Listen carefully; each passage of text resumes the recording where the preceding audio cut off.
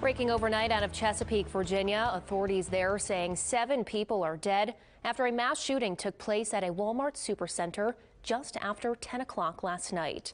Thank you so much for joining us. I'm Courtney Guyrie.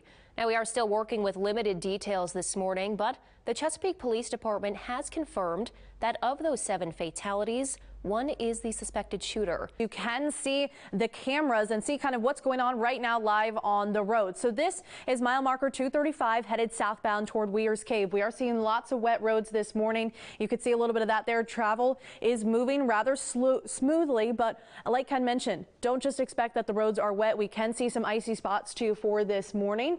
And I wanted to show you too, this is mile marker 245 right around Harrisonburg. Bridges and overpasses are going to freeze first. They are going to cool first. So if you have to be out on the roads and your morning commute takes you over bridges or overpasses, you're definitely going to need a slower speed as they can freeze first. Continuing our team coverage on this winter weather system, we're checking in now with WHSV's Taylor Rosari, who's out in downtown Harrisonburg. Hey Taylor, good morning. How are things looking out there?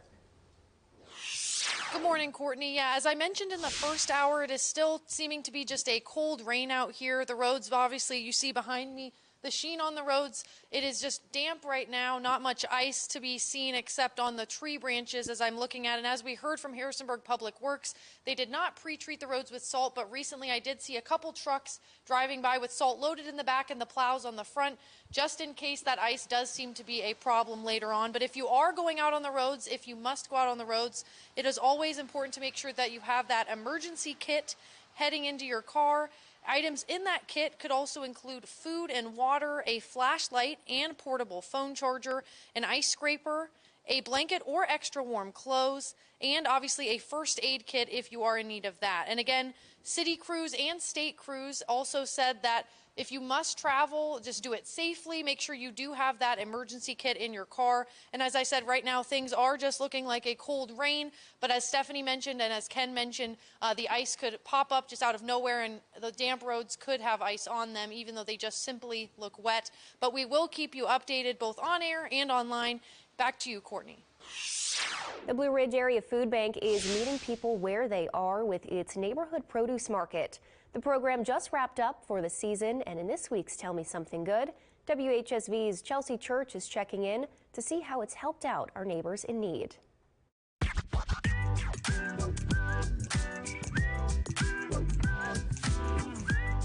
The Blue Ridge Area Food Bank's neighborhood produce market travels to different neighborhoods in Harrisonburg and Page and Shenandoah counties with the Gus Bus. It gives families the chance to easily access nutritious food. One nonprofit in the valley that just celebrated its first birthday is working to clothe and feed some of the youngest residents in the area. In this month's Community Spotlight, WHSV's Taylor Rosari shows us the work being done at Baby Hope. Hope Distributed, a nonprofit in Harrisonburg, is dedicated to feeding, clothing, and providing hope to those in the area. More than 150 volunteers spent a week decorating the White House with wreaths, Christmas trees, and thousands of holiday lights. There's also a gingerbread White House made from cookie dough, chocolate, icing, and of course, gingerbread. That looks really good. It is very impressive. Yeah. We had a story, Steph, we were talking about on Monday, how tricky it is to make gingerbread houses. Oh my goodness. Yes. I could not imagine. Look like that. Yeah, no, they do not. Can whoever made that one make mine? Right. Yeah, please. All those decorations are so beautiful. Well, we are 20 minutes past the hour. It's time now for Daybreak Trivia, sponsored by Tequila Taco Bar on South Main Street in Harrisonburg. This week, we're highlighting some Christmas movie trivia, and today's question is, in the movie It's a Wonderful Life, what is the name of the guardian angel who takes George on his journey? Is it Clarence, Clyde, Lawrence, or Ernie? If you think you know the answer to today's question, go ahead and click on the Daybreak Trivia button on the WHSV app, or you could go to the contest section of WHSV.com, and that's how you could win a $20 gift certificate to Tequila Taco Bar in Harrisonburg. Coming up, continuing coverage on WHSV's annual Toy Convoy collection effort. We'll be telling you where you can join us in donating today, plus see some examples of what exactly you can give this holiday season to help out those in need. And coming up later this morning, join us for Daybreak After Hours streamed live on the WHSV Facebook page. Stephanie Penn and I will bring you the morning's news and weather headlines, and we always have a lot of fun, and we want to hear from you in the comments. Be sure to stop by and say hello at 7:30 on Facebook Live. Farm Team Forecast with Stephanie Penn and the F&M Bank Doppler Radar. Good morning. Well, we made it to Friday, and for students heading out to the bus stop, it is going to be feeling chilly for today. We're going to see temperatures starting out rising into and throughout the low 40s. Plenty of cloud cover for the day. It's generally going to be a drier day, though. Just a stray shower around during the daytime hours. By the time you head home this afternoon, high temperatures only rise into the low to mid 40s, so you're going to want to keep the jacket around throughout the day today. About 12 minutes past the hour, Simone McKinney joins us now with a look at what's new this morning. Courtney, WNBA star Brittany Griner landed just moments ago in San Antonio, Texas. Here's video from just minutes ago. You can see that plane believed to have carried Griner to the U.S. after spending more than 10 months in Russia, imprisoned, arrested for illegally carrying hashish oil and vape cartridges at the Moscow airport yesterday. President Biden making the announcement that the swap had been made for Griner's release. To the top of the hour, it's time now to go ahead and celebrate some birthdays and anniversaries. Sponsored by Rocky's Gold, Silver and Antiques in Weir's Cave. Leading us off for Friday birthdays, turning 68 today. Happy birthday to Linda Simmers. Covering Rockingham County, faster emergency response times are on the way. The Fire and Rescue Department has finished the construction of Station 10 off of North Valley Pike.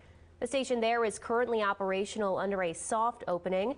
Right now they have a fire engine, but are still waiting for an ambulance and recruits to finish training. It is equipped with bedrooms, a full kitchen, and washers and dryers, as all crews will be working 24-hour shifts. Looking to improve services to support the Singers Glen Response District, the Broadway Response District, try to lighten the load on the south end of Broadway a little bit, and also provide a faster service to the citizens in this side of Rockingham County. Rockingham County Fire and Rescue Chief Jeremy Holloway says while they are able to take certain calls right now, the station will be fully operational on January 8th. Staying with some state news, Governor Glenn Youngkin has pledged to make mental health care a priority in the Commonwealth. And today he's set to hold a news conference to outline how he plans to redesign the behavioral health system. Virginia's Secretary of Health and Human Resources addressed the issues during a meeting yesterday. And while he didn't outline any specifics, he described a plan that will be implemented over 3 years. He stands with roughly 70% of its adults vaccinated. The Department of Health saying it is overall grateful for the progress that has been made. We definitely saw a decrease in our number of cases and hospitalizations. Of course, they didn't go away. In the beginning, supplies were really limited, eligibility was really limited. And today, everyone 6 months and older is now eligible for a COVID-19 vaccine and a bivalent booster.